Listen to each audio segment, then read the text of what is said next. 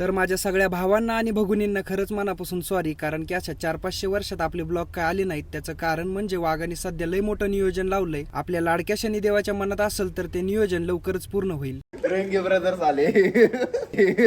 तर जय शिवराय भावांनो, ज्या शहरानं पूर्ण महाराष्ट्रातल्या लोकांच्या मनावर राज्य करणारे नेते दिले, त्या बारामतीत आज आपण पहिल्यांदा चाललोय.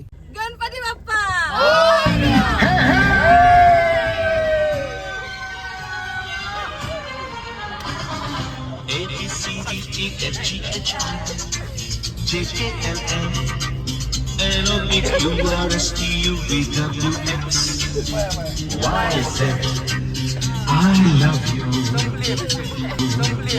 पुढे अर्धा रस्ता कव्हर झाल्यानंतर ना अष्टविनायक पैकी एक म्हणजेच मोरगावच्या गणपतीचं दर्शन घेतलं आणि मित्राला म्हणलं जरा पळव गाडी, कारण आज आपल्या ग्रुप मधल्या दुसऱ्या कार्यकर्त्याचं लग्न होतं. आता कुठं पोरांच्या बिझनेस रिलेटेड चर्चा व्हायला लागल्या होत्या की तितक्यात भावानं थोडे पैसे आल्यावर लग्नाचा गोळ घातला. आणि शेवटी पोरं ज्या कार्यक्रमाची वाट बघत होते तो हळदीचा कार्यक्रम एकदम शिस्तीत 4 लोक काय म्हणतील याचा विचार करून पार पाडला. आणि वरातीत नुसता राष्ट्रवादीचा दणका वाजून झाल्यानंतर न पोरांनी कार्यकर्त्याला मंडपात आणला.